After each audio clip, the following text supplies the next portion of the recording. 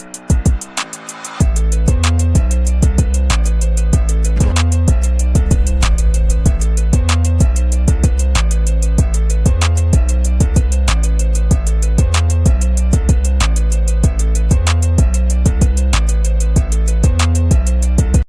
and welcome to another exciting episode of the Andre The Beast Crayton Show. Man, this is crazy. I must have too much on my plate because I literally forgot how to open the show up. Yet it's still, I managed to get around composed. I think the reason I forgot how to open the show up because the guest that I have on the show, it's funny how the universe works. Let me go back a little bit and show you why I got the brain for it. The young man that's coming on the show, we did a pre-interview. And he mentioned a particular movie. And it was funny because I watched this movie like maybe 3 to 4 times. And I couldn't really get the full impact of the movie. It was a great movie, but I clearly knew it was something more about this movie that was what I might say untold. It's funny how the universe works. Now, it's a good movie, but remember, I didn't clearly understand the whole concept of the movie and its origin. Today on the show, I have a young man who actually should have been featured in this movie. Really, it's also a story about him, a story about overcoming, being overlooked, and realizing that everybody has a purpose. We don't know what it is, but everybody has a purpose. I'd like to welcome to the show, Coach Swaag, no other than Mr. Football himself, Kahlil Carter. Welcome to the show, big guy. Andre, it is a pleasure and an honor to finally get on the stage with you, and I am so humbled just to be here talking to you today. Hey, I'm the same, man. I mean, just listening to the pre-interview, we shared, and I was like, there's a reason things happen. And before we get started, tell the viewers a little bit about you before we get into the movie and Yes. Your career path, because we're looking at the war room behind you. You got some awards behind you. Tell the viewers a little bit about you real quick. Oh man, I grew up in Washington D.C. during a very difficult time. If you remember, the love boat and drug epidemic of the '80s dominated that area. Mother had sense to get us out of there, moved us to the rural South, to Arkansas, for a more simple living, and then banging and gang banging and everything in Little Rock came, Little Rock, Arkansas. So we survived, literally survived and thrived through Little Rock, just learned the lessons about being Black in America and how to deal with police and cultural issues. And then I went to be a walk-on at the University of Arkansas, as you talked about earlier, with Brandon Burlsworth, who is the person who has the award for the best walk-on every year in college sports, inspired the movie Greater. I went on to a pro career after that, 10 years, 11 different teams, 5 leagues, lots of awards, lots of success. And then when I walked away from the game, and I do mean now, walked away from the game, I went into coaching. And that's when Coach Swaag was inspired. Coach Swaag means serving a wonderful and amazing God. That's swag. Students working towards athletic and academic goals. Yeah. That is swag. It has nothing to do with me or how I dress, even though I got a little swag. Oh, no. It's all about giving back to others and being an example. And this is going to be controversial now, Andre, but I was Coach Prime before Coach Prime. I wasn't Dion before Dion. But you was Coach But Prime. I was Coach Swaag before there was a Coach Prime. And people knew that. And Right. that's how I kind of, my story began. Played in the NFL, NFL Europe, Canadian Football League, Arena Football 2. A lot of success, a lot of great relationships. And that's what it's all about. It's about the relationship. Right. And so I'm happy staying here today knowing that job accomplished, much more to do. Let me go back a little bit. Thank you for sharing that information. Let's go back a little bit. Washington D.C. What age were you when your mom were you from a 2-family home, a mom and a dad? No, I have one family home. My father was a Muslim, kind of on the wrong side of the law, but a very artistic and intelligent man. So I got good genes, Right. He just had some things happen in his life, like most Black folks do, that sometimes are overwhelming, and it changed him. But I had a mother that was a straight A student, a Christian, hardworking, discipline oriented, and it was no C. If you make C's, you don't play football, and that's all that we heard about. So Right, right, academics was first in our house. No, sorry, second, other than God. right.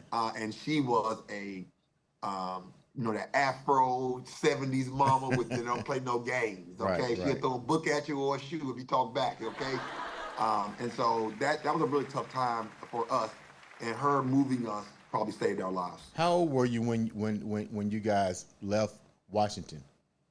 Probably about 10, 11 years old. I know I was just finishing up the sixth grade, so I was going into seventh grade, but I was a young seventh grade, so about 10 or 11. Let me ask, Changing up let our me ask a environment. Yes, sir. question on that. You know, me and you. It's funny. Me and you kind of have that same type of journey. I've come from the Midwest and moved to Georgia, deep Georgia, and Mhm. it was, even though I was young, it was still somewhat of a culture shock. I can Mhm. see the difference. What was it like for you to go from almost a metropolitan area, because that's where I came from, Mhm. to a smaller development? I won't call it It rural was South, hard. but smaller. Yeah. It was hard. People didn't accept me. I had an accent. I dressed different. I wore Timberlands in the Oh my summer. God! Wait a Uh, minute! Wait a minute! The same thing happened to me. We got an accent. I was like, I can see it, but I didn't recognize it as an accent. That's crazy. So go ahead. and because I came from an educated mom, I was proper. I was goody two shoes. I was a church boy. That kind of stuff. And then, you know, with the gang culture that came, we all had to get down or lay down. You had to be a part of it somehow. So conforming to that environment was a survival skill that I still have today because now I live in Iowa where we have only 7% minorities here. Right. So it's a survival skill that I needed. And even when I was in for Europe, going to Germany and all these places where there were Nazis and things, it just was something that has sustained me throughout my life. And so I'm very thankful for my journey. No, nothing to say about it, no regrets. But it was very difficult to make it in both of those environments because in the South, the black people never had a voice. There never was a black mayor or sheriff or governor. And you see Sarah Huckabee Sanders, what she's doing down there right now. Right. It was always like that. But we did have Bill Clinton for a moment, and he provided some light and some inspiration for us because he was a liberal person. He was fair. So was his wife Hillary. I met them both. I was on their Young Governors Club. So Arkansas did teach me a lot about who I am and who I need to be in this world. And I'm thankful. I'm forever When you grateful. met the Clintons before they went off into the presidential thing, what was your impression as a young man of color and the other people that was around there? And did they really take heed in listening to what minorities were really dealing with? Yes, they did, sir. I remember I was in ninth grade when they came to our gym and I met him for the first time and I got selected.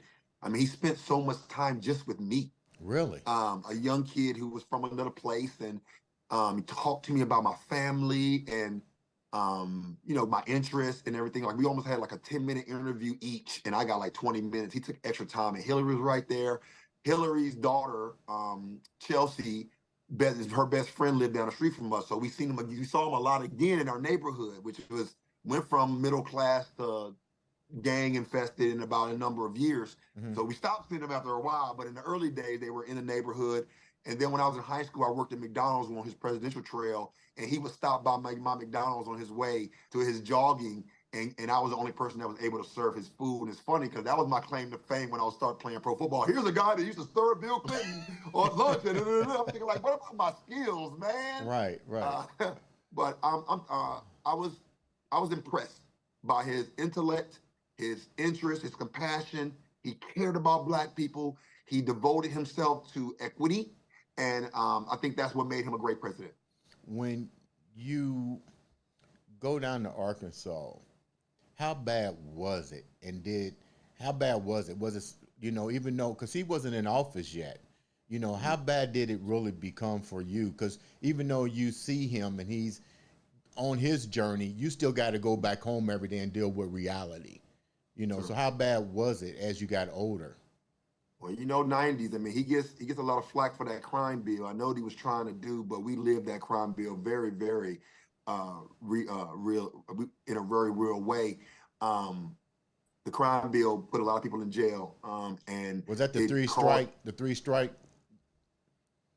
And we feared the police. We feared being in public. We feared being engaged by police. And I know he didn't mean it that way, because he did apologize for the outcome, even though his intention was probably a lot different. He was trying to win over, law enforcement people on the other side of the aisle. I get it, but it was dangerous. It was dangerous for us, against us, because there was gangs and you couldn't go to the fair, you couldn't go to the mall, you couldn't go to Pizza Hut after a football game. You would be shot. You would be jumped. You couldn't go to the wrong side of the neighborhood in the wrong color. And this ain't California. This ain't Compton. This is Right. Little Rock, Arkansas, right? It's supposed Right. to be small town USA. So it was precarious. And the people who made it through, we talked to this day, like, man, we really did survive that, because in every corner there was danger.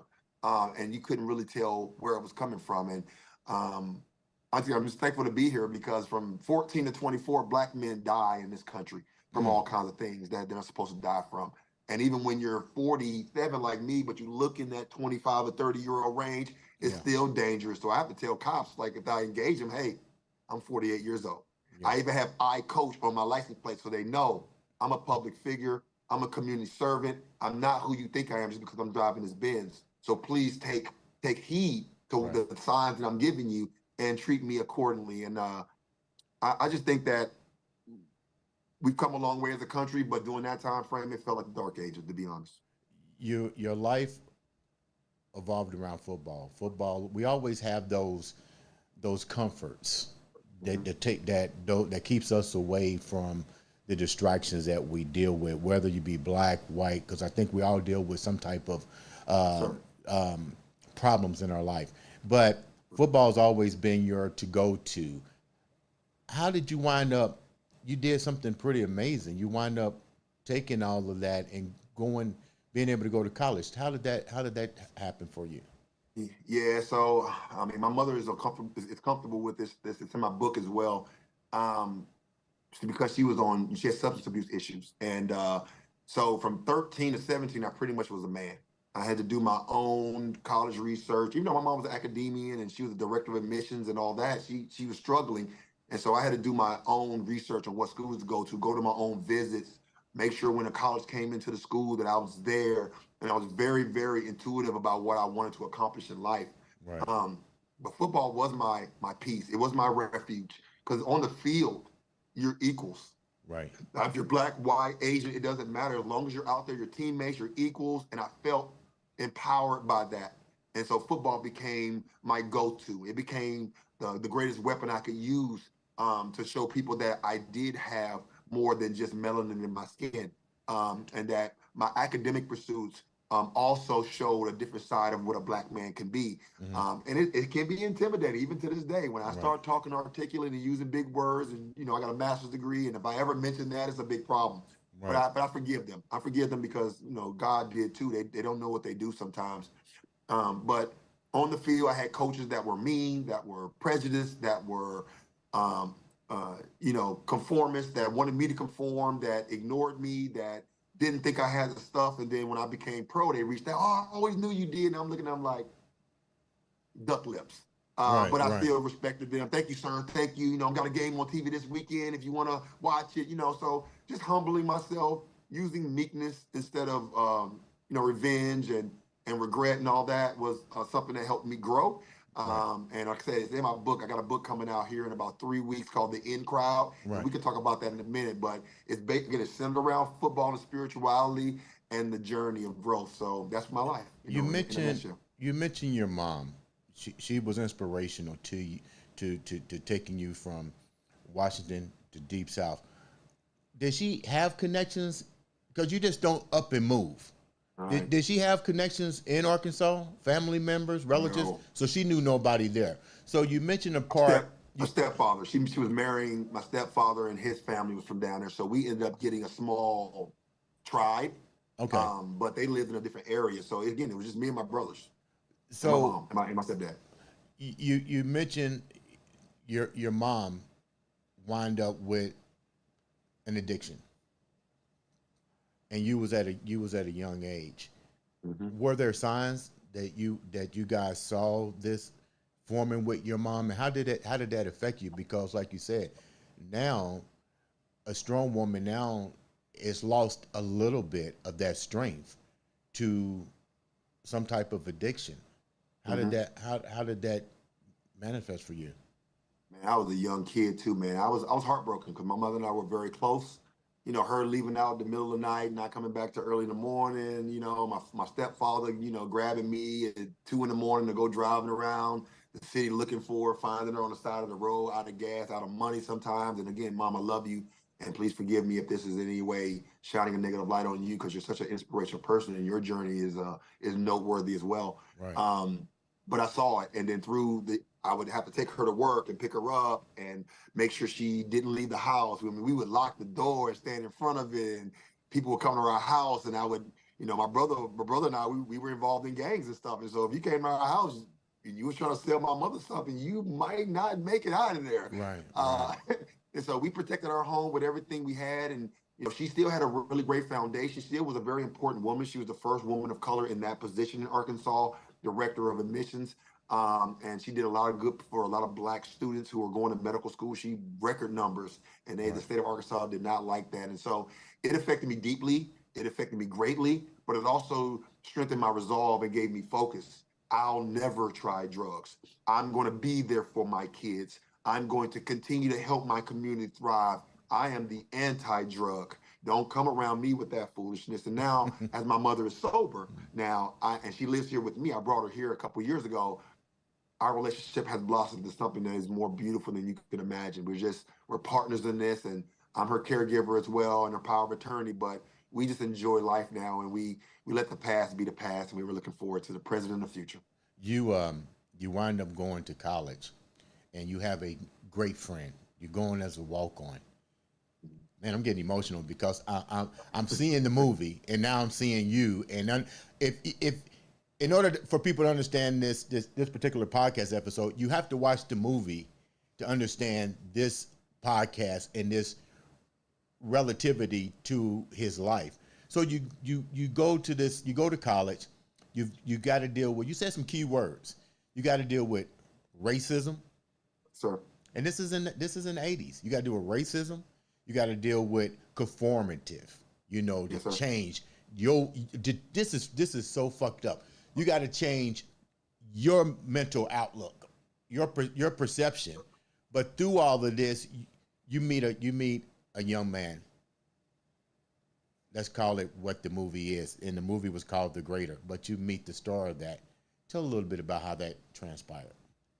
Oh man, I remember showing up on campus the first day. We had went to the clearinghouse and all that. We had a big meeting, and there was this big old giant. I mean, he really did look like Drew Carey, like big, thick glasses, short shorts. I mean, he was a huge human being, and we were on opposite sides of the room. By the end of the day, we had talked and realized that my kind of street persona and his rural upbringing kind of was, it was like opposites attract. And we became great friends. I mean, we had classes together. We both were very intellectual students. We had classes together. We were walk-ons. We trained together. We were on the field. We were the two promising walk-ons on the walk-on side of a thing. And every week we would be different members of the SEC. I mean, I was the quarterback, so I was Peyton Manning. I was Fred Taylor at running back. I was the receiving corps for the Florida Gators when they won a national championship that year.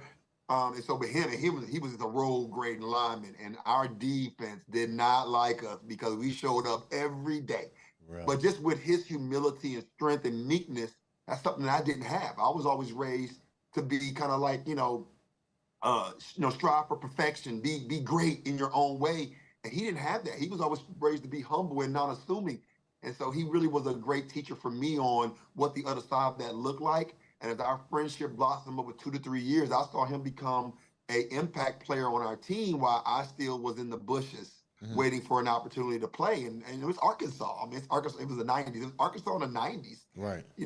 Black quarterbacks still weren't being given a chance to play very much in the SEC. Some were. And many had success, but it still was a 6-foot black quarterback. Russell Wilson wouldn't have made it. Right. You had to be 6'3", 6'4" back then. And so they moved me to receiver and punt returner. And even though I was dynamic, they wouldn't let me play. And I don't know what it was about me. Maybe it was my mom. Maybe it was my outgoing nature, my outspokenness. Maybe it was my, strength and my street persona. But they just didn't like me. They loved Brandon. Brandon loved me. I loved Brandon. And I kind of just found a way to just to continue to just make my presence known on that team. And to this day, you talk to my teammates, they're like, "Oh, you work good, man. You should have played." But at that time, they treated me like I was a pariah or something, a bug on their ankle. And it was really difficult to deal with my mom's situation. I had a child at 18. I was a walk-on. I had to pay for my own school. I was dealing with being bullied. It was just very tough. And I think, that type Did of pressure makes diamonds, right? did he So see that's what kind you of, was going through? I know you guys absolutely, are really absolutely, became really close. Did you ever sit down with Brandon and you guys talk? all I the know time. this is hypotheticals, but nobody would know better than you. Did he see what you was going through, and what did he share with you? He did. He did. He always said, "Kahlil, you're not your parents. You're not your neighborhood." That's what he's saying, Nate. It's that country way. He's like, "Kahlil, boy, you are not your neighborhood." And I've been like, "You're right, Brandon, man. He said, you are in college, man. You made it. He used to always say that to me. And I'm like, "You're right, man. But those survival skills stay with you forever. The hood never leaves you. You just learn how to use it, when Right, you need it." right. And so he respected that about me. We just were different. We were, what's that show with the opposite, the odd couple. We were the odd couple. Okay, yeah. And but he was Felix, he was Felix he and was like Oscar. Felix and Felix and Oscar. Oscar. We Yeah. we were just, we were meant to attract. And he would get on me. Like if I missed a class, you weren't in class today. Where you at? He said, "You come to practice, He used to be on me, like, so. I needed that because it was lacking in my parenting a little bit because my mother was going through her struggle. And so he was just a really good resource for me to show me that I could push through it. I did get academically suspended my first year because of those struggles. When I came back, he was like, "Now don't let it happen again. I'm gonna be checking your grades." And then I made dean's list every other year after I came back to school. And I just thank him for being that presence in my life. I didn't have very much of that. My father lacking, my brother being involved in the streets, and then having younger siblings.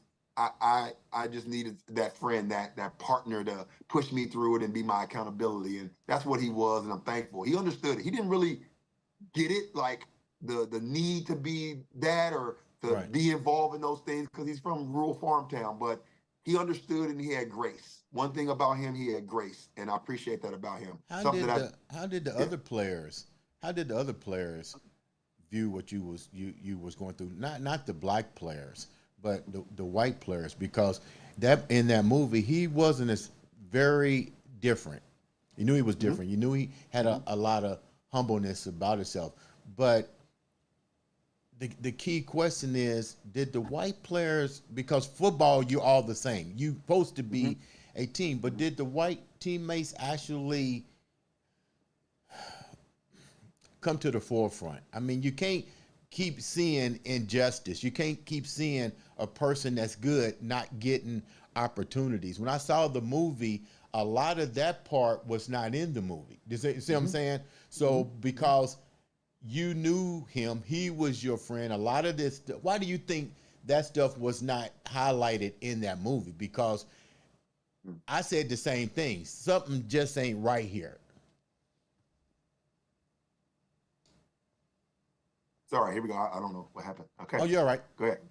What That's do a you good think question. wasn't right about that? Because you can't be on a football team and not see what your Yes. teammate is going through. It's like Jim Brown said. He said, my they saw what I was going through, but a lot of them may not come to bat for me. You know what I'm saying? Yeah. Yeah, I think in, like I said, in the '90s, our head coach was Danny Ford. Danny Ford won a national championship at Clemson back in like the early or in late '80s. So he was a rural man. He went to Alabama, played for Bear Bryant. He was a Southern gentleman, a rural guy, but I think he was prejudiced. I'm not gonna go so far to call him racist, but he was prejudiced. And so during that time frame, it wasn't even discussed. Like the white players didn't talk up for us. And there were some leaders like Barry Lundy Jr., some of the guys on the offensive line, some of the guys, maybe a few of the guys on defense, but for the most part, they just was like, "Hey, I'm here, you're here, you do yours, I do mine." And the black players didn't have a voice very much, so especially under Danny Ford. But I would say that changed when Houston Nutt came, because Okay. Houston Nutt had charisma. Houston Nutt went to Little Rock Central High School just like I did, Okay. right? Where Right. the first one of the first schools to desegregate with the Little Rock Nine. So Houston was one of us, Right. right? He was down, right? And so when Houston came, the white players now had a purpose to do it. When Danny Ford was there, they were afraid to, because Danny wasn't going to go to bat for us. Danny never told me, "Hey, I'm gonna make sure you get a scholarship. I see you out there playing." He would speak good on me in the media guide and in the newspaper. "I got this young freshman, this walk on. He's dynamic. He does such a great job for us. He's giving our defense problems every day." But then when it came down to breaking that bread, he wasn't doing it because again he felt like I'm a minority. There's a million of me. You can find one of me anywhere.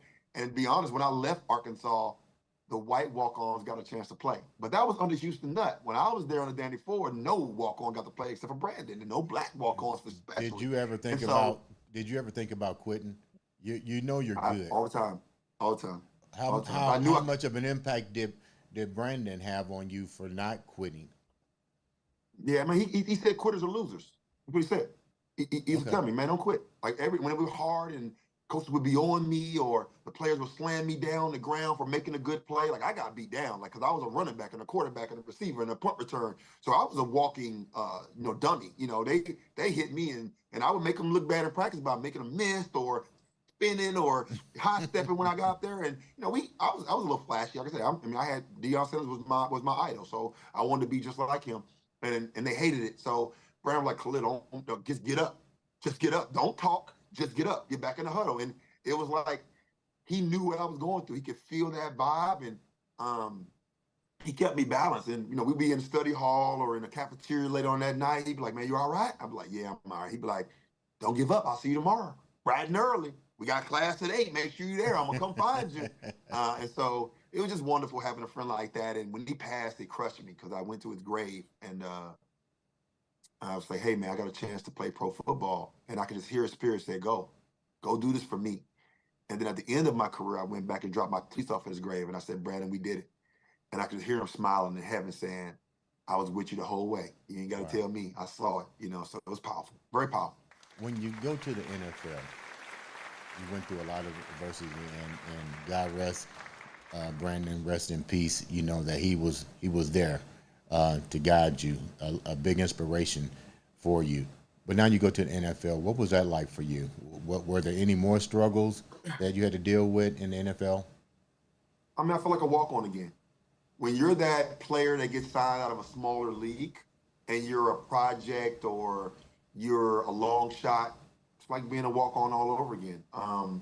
I made it to the NFL because I had a great arena football season. In 14 games, I had 14 interceptions, 3 touchdowns on defense. Hmm. And then in the playoffs, I had 2 more. So in 3 games. So I had 16 interceptions in 17 games. And I led my team to one of the greatest defensive rankings in arena history. But it was an arena football minor league, not Kurt Warner's league. It was a minor league. And but I got noticed. I mean, I was 6'1". I was running 4.3 for breakfast.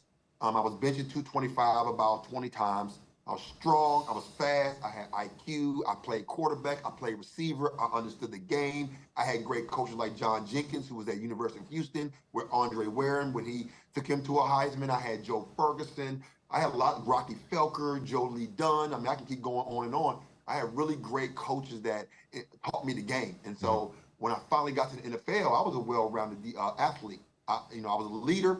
I commanded attention. I made plays. But here I am as this long shot, this kid from this small arena league.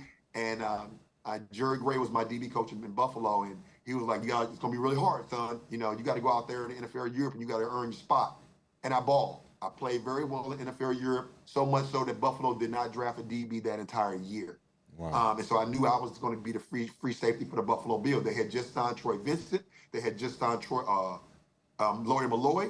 And then they also had Nate Clemens. So we had a foursome that was going to be dominant. London Fletcher was still there. Aaron Schobel, Pekio Spikes. And they had like a top 5 ranked defense the year before. So they didn't have to make many improvements, but here it is. They had this ball hawking safety, Ed Reed type coming to their team. And I just knew I was going to make it, but I got injured. I had a sports hernia. And at that time, sports hernias were fairly new. Jonathan McNabb ended up having one, and that Jeremy Shockey had one. And it ended their careers because you deteriorate more and more in your speed and the older you get. And they basically call it a death sentence. So I got that at 27 years old. And so once I came back from being injured, it was like Buffalo was like, "Hey, you want to sign me back?" "Oh, we're going to see, we're going to wait." I'm like, whoa, you said as soon as I got healthy, I can come back. Because you basically cut me while I was injured. And I chose not to file a grievance against you because I believed in what you said. And so when they did sign me back, I just went back to the Arena League and had played in 12 games, had 7 interceptions, 2 touchdowns, and went all league again. And I'm like, okay, Let me ask you something, Coach Swaag. Let me ask sir, you a question. sir, sir, That was in the 90s. sir. I say going back Mhm. and looking at today, um, do you think, let me rephrase this. You said your football IQ was off the charts. Sure. What was your business IQ going into all this? And do you wish eyesight that you had a business agent or somebody that could have prepped you? It's cool to have the football knowledge, but now you're in the business aspect of it, whether it be arena, whether it be an NFL, NBA, or whatever. It's a business now. That's right. So what changed now? Because you see they're playing a different ball game.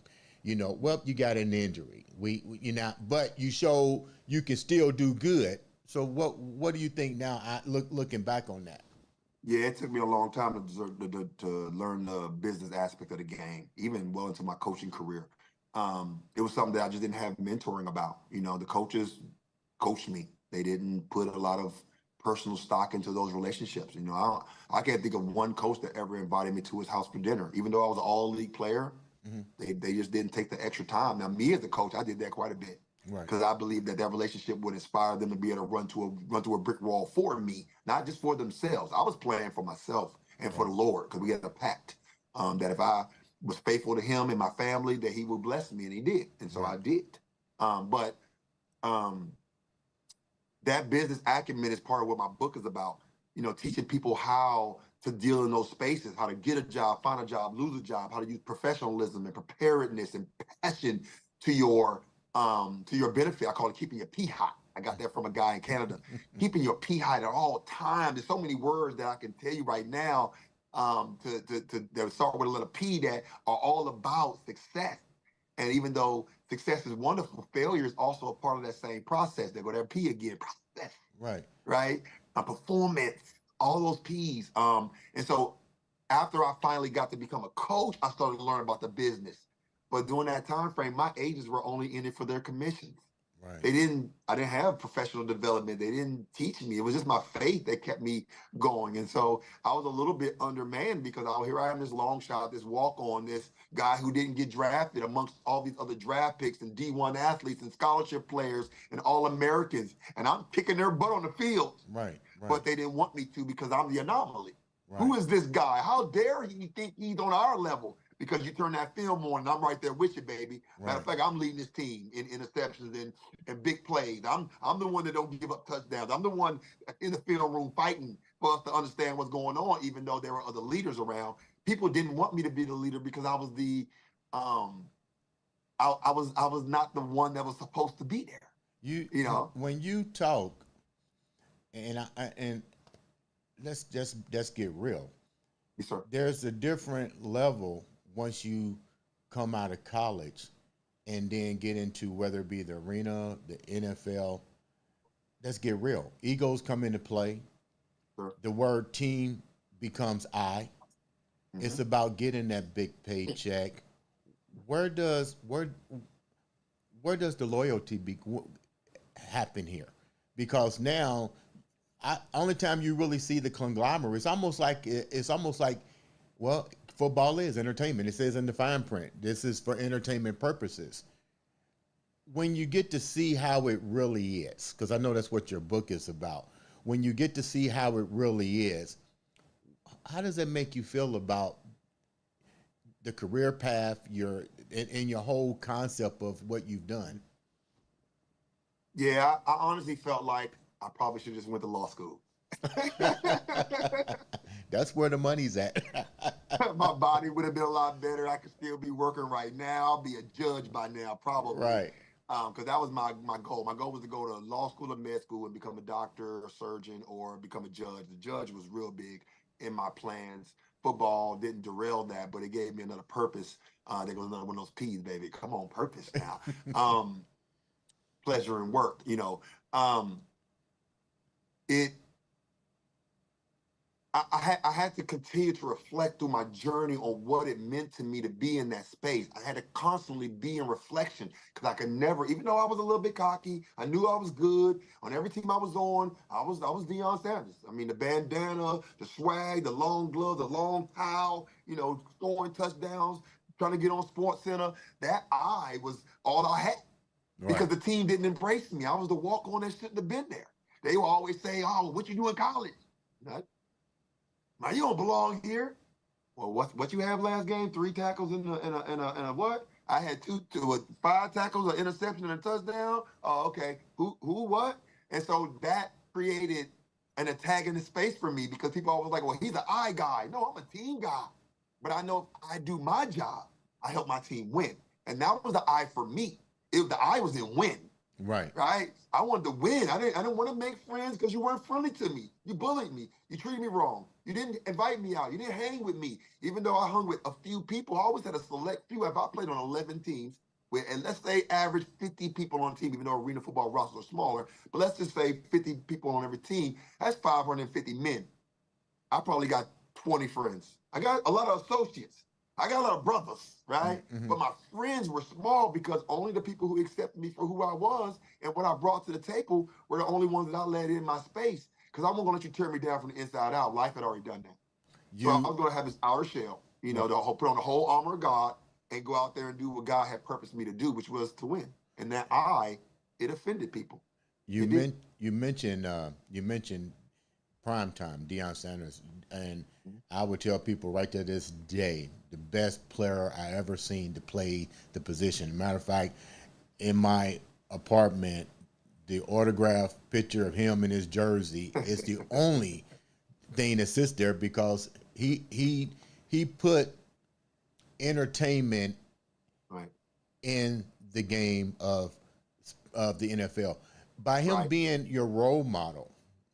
Mhm. What's your take on him now with the attention, and what are you learning from him that you didn't know? Because everybody can't coach, and I tell somebody like this, they said, "Why you say?" I said, "Michael Jordan tried it, he wasn't good at it.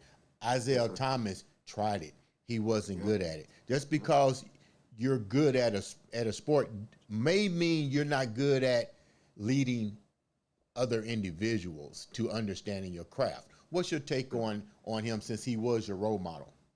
Yeah, and we talked about this a little bit in the pre-interview. I was Coach Swag before Coach Prime was Coach Prime. I mean, we talk about 2009. I was swagging it out. I had my training group. I was not necessarily interested in coaching, but I was teaching the game. And maybe he was doing that too in his own time. But when I started coaching, he wasn't around. And so when I saw him start to coach, I'm like, wow, that's exactly what I think. That's Right, exactly what I do. That's exactly how I do it. And I'm just not a millionaire. I'm not an icon. So right, people don't give me the credit of being like Deion, even though they know that I'm like Deion. right, And you look at his numbers, he had about 50 career interceptions. So did I. He had right, about 10 defensive touchdowns. So did I. right, And so I was him in every league I was in. Oh, I thought I was anyway, and other people did too. And as I see him go through the path that he's on, first with high school with his kids, and then through HBCU, and then to Colorado, I do have some mixed feelings because Dion is my icon and my hero. I reached out to him, and many times, and he never responded. And even though I told him, you were inspirational to me. You've seen me play. I played in Dallas in Arena Football League in a conference championship game against the Dallas team, which was owned by the Dallas Cowboys, and we were owned. I mean, we were in Orlando when Jay Gruden was our head coach, okay, and we were underdogs. We go in there, they're 13-3 or something like that, and we're 10-6 or whatever, 12-6 or something like that. And we go in there to a hostile environment, and Dion's right there at the 50-yard line. I go off. Six tackles, 3 pass breakups, two interceptions, one for a touchdown. One of my touchdowns on my highlight film, you can see Dion stand up like, "Oh boy." And he comes to the back at the end of the game. He was like, "Number 5, I like your style. You remind me of me." And that was everything. oh yeah, that had to be like the shit. Everything.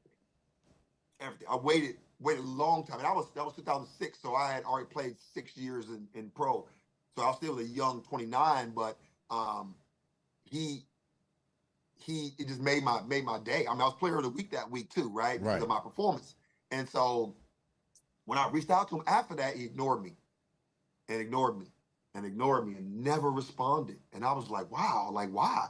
You know, me as a player and as a coach now too, any of my ex-players, any fan, I just got a fan request yesterday. Hey, can we have some of your cards? I was like, yeah. I went immediately downstairs, got those cards, put them in the mail, sent them. Now he does that. He can't do that for 1 million people. I can do that for my little 1,000. Right. But he can't do that for 1 million. But when somebody like me that patterned my game and you can find me on the internet and you don't do that, it broke my heart. But I still support him and his message because I think he's doing the right thing. He is authentically himself. Mm. And if that's what the other coaches on the other side of the aisle have always been allowed to be. John Gruden can be him. Rex Ryan can be him. Bill Belichick can be him. You know, Bill Walsh can be him. What's the guy from the Giants, the real tough guy? Bill Parcells. Yeah. He could be him, right? But us, we have to be meek and humble. We have to be Tony Dungy. We can't be Eric Bieniemy. Right. And I find that very troublesome, but it is what it is. In order to get down, sometimes, like I said, with games, sometimes you gotta lay down. To something to get along, you gotta go along. Right. And that's one thing that I didn't want to learn that politics. I just wanted to be authentically me like Deion. Right. But it troubles some people that I'm like that. I'm confident. I never think I can lose. I know my craft. My unit's always going to produce. My players are going to be on time. They're going to be respectful. We're going to dominate. We're going to celebrate, and we're going to congratulate. What makes man, your life is remarkable, and that had to be the crown moment when Deion Sanders gives you that. But it can also feel hard when you try to reach out to him for advice. But you're still doing good. You're writing a book.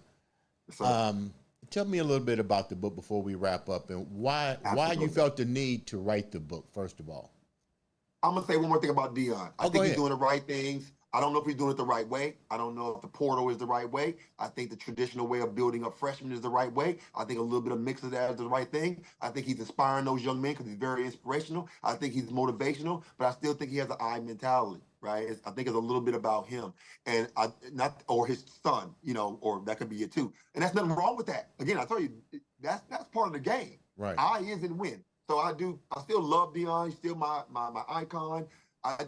I want to be a better version of him for my people, and I haven't always been that because I was trying to be just like him, and so now I just want to be just like me. Swag, let's go back real quick. Let's go back real quick before you talk about why you wrote the book, because I was gonna bring that up. As a coach, what do you think about this portal? Because it's almost like the LeBron James scenario. We can pay to build the great team. And there's nothing wrong with it, because I remember when I went to school, players were getting cars and all that kind of stuff. But by the time I got my scholarship, you couldn't do none of that. You know what I mean? Right. But now times has changed, you know, and I'm like, okay, if you're good and you can market, and now with the internet the way it is, kids can be multimillionaires like this. You're now a coach. Deion is a coach. How does that change? We got people, Nick Saban, them leaving because they say this is an unfair advantage now. What's your take on that? See, me, I'm a fair person. I believe in equity. Okay? So forever, it was okay for coaches to do it. It's okay for coaches to sign contracts and then leave and transfer out and go wherever you want and leave all these players behind. So I think there's equity. I'm a big equity guy. Okay. So I think it's fair that players are getting paid. I do not like the fact that the portal is open-ended. I think there has to be a little bit of collateral. If you go into the portal, you got to sit out wherever you go. Okay. You got to sacrifice a year because you made a commitment to a team and you're leaving just because you don't like it, or another team is being built and you want to try to jump on the bandwagon. I don't like that part of it. Okay, if you're playing and you're doing well at your university, unless your coaches leave, you should stay there. If you want to transfer, there should have to be a penalty like it used to be. Now, again, coaching leaving is the out. I do think that the portal has become free agency and the highest bidder. So coaches can't even find quarterbacks unless they're paying millions of dollars. And these are quarterbacks that were on teams that weren't that good. You look at Jaden Daniels at Arizona State to LSU. Mm-hmm. He needed to be on the right team. He needed to be on the better team. Congratulations. They helped everything you did. Mm-hmm. But how did it help Arizona State? And it's their job to regroup and rebuild. So it's not that young man's responsibility. But there is something about the character and loyalty you were talking about earlier that you have to give back to what was given to you. It's a privilege to play this game. Again, I'm on the side of the players and I'm on the side of the old school coaches who liked it the way it was. I just don't think it could stay the way it was. And I don't know if where we're going is smart for the game. Yeah, Because because to building me it teams, seems like that you're you're right. It's almost like the highest bid, but now you are almost taking the love out of the game, and then you're telling the smaller schools, even some of the bigger schools now, the bigger schools, you're saying, okay, well, I got the biggest checkbook, I can do this, and then you got the smaller schools that probably won't even get a shot. You know what I'm saying?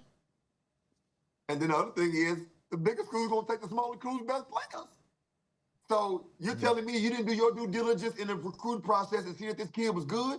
You missed on this kid. Somebody else gave this kid an opportunity, and then you gonna come and steal that kid from that school because you didn't think he was good because he was 5'10", or he went to a 2A school?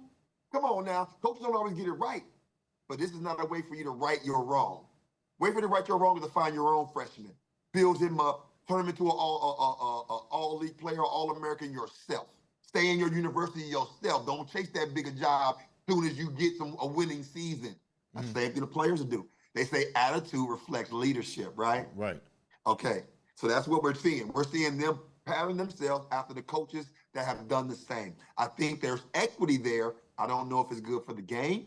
I don't know if it's good for the freshmen because high school players now are not even getting offered. Right. They're getting offered at a much lower rate than they ever have because they'd rather go to the portal and build a team than build a freshman up to become a great player. There was a lot of character building in that process. There was a lot of loyalty and loving in that process. There was a lot of maturation and and sacrifice in that process. Now it's become easy. Let me just go to the portal and pick somebody. This ain't Madden. As You a can't create a coach, player. as a coach, as a coach, how do you inspire players to come and play with you? That's the key. You know what I mean? Yeah. I gotta Yeah. get real. My family is struggling, and I can go through the portal and attach my name to a Nick Saban or a Deion Sanders, hoping, and let's call it what it is, hoping Yeah. that somebody can get a hold of my highlight film or I have a great day. How do you get players to come to you now? Because you're not a big school, but you have leadership qualities. You want to see and teach there's life after football. There's life if you don't make it beyond this playing field. How do you instill that into a kid that says, dude, I want to go play over here because I can get $1 million right now? Yeah. So my good friend and defense coordinator, Devon Claybrooks, is a Super Bowl champion with the Buccaneers, played for the Cowboys and the Cardinals. Good man, great man. I hope that he and I can have an opportunity to get into training camp this year. We got 17 we're talking to. But here's what he taught me. He said, tell players two things. I can make you better. A better man, a better player, a better professional, a better citizen, a better believer, whatever you believe. I can make you better. Mm-hmm. And I can help make you money. Not necessarily NIL, but I might be able to get you into the leagues. I might show you how to be an accountant, a lawyer, save your money, invest, right? So those two things, I can promise. The caveat is based on the school's, academic success is you're going to learn how to be a professional. You're going to get a great education. Now, that's not me because I'm not teaching them. So I never add that third one unless it's through my recruiting process. Hey, here's what the school has to offer. Small class sizes, one-on-one, great graduation rates, that kind of stuff. I can sell that to a player too. But everybody sells that. Right? They all talk that noise. But I can guarantee I'll make you better. Right. And I guarantee you'll have an opportunity to make money because I know everybody. I know players. I got 30 coaches, friends in the NFL. I got every head coach in the CFL I know. I know guys in Europe. I know guys in the Arena League. I'm going to help you extend your career. Guaranteed. If you play for me, I'm going to get you to the pros if you want to go there. Okay? I'm going to get you there. Now, injuries and circumstances happen where they don't happen. But that wouldn't be on me if something crazy happened. But if you're healthy and you buy in and you ball, we gonna see the top together, brother. I promise you. And I can also tell you this: I ain't leaving you for no job similar. Okay, it has to be a super upgrade for me to leave you, because I promise you 4 years. I'm gonna be here 4 years with you. Okay. And if it turns out to be something different, then it'd have to be an extenuating circumstance. I think that's where you build loyalty. I think that's where you build a relationship. And again, that's what my book is about. My book is about relationships, from my mom to me, my dad being gone, my brother and his tutelage in the street, to my teammates, to the coaches, to the infrastructure of these different leagues, to the winning, losing process, to growing and dying daily for Jesus Christ. That is my book. It's called The In Crowd. It is releasing on April 15th. You pre-order start on April 2nd. You can email me at Kahlil Carter Coaching at gmail.com. That's Kahlil Carter, Carter, coaching, COACHING at gmail.com. Or you can go to, on April 15th, you can go to my website, I Coach Swaag, with 2 A's, because we serve a wonderful and amazing God, right? Yeah. And so I tell my players, A's get paid. So if you academic, them A's gonna get you paid somewhere. If you in athletics, those A's are gonna get you paid somewhere. Right. So my book is about growth. I think people going from high school to college who didn't get to play, college players going from college to pro who didn't get drafted, pros that are going to retirement, trying to go into coaching, and coaches going from job to job. My job, my book would be a great testament to the journey that I experienced and what we all experience as Black men, because the N in crowd is red for a reason. We've been redlined. We've been targeted. And the NFL red, that NFL is a whole different inclusive club. Being a young Black man in America is a different type of N. The inclusiveness, the inspiration, the intolerance, all of these N words that we deal with every day can either make or break you. So with Jesus Christ as my savior, I find strength in the struggle. Okay, I love adversity. Give it to me. Okay, I want it, and that's what makes me like Prime. You can't knock me down. I'm already. I know whose I am. Right. Okay, so you can't knock me down. I'm gonna tell you, I'm an 80-20 person. 80% of the people absolutely love me.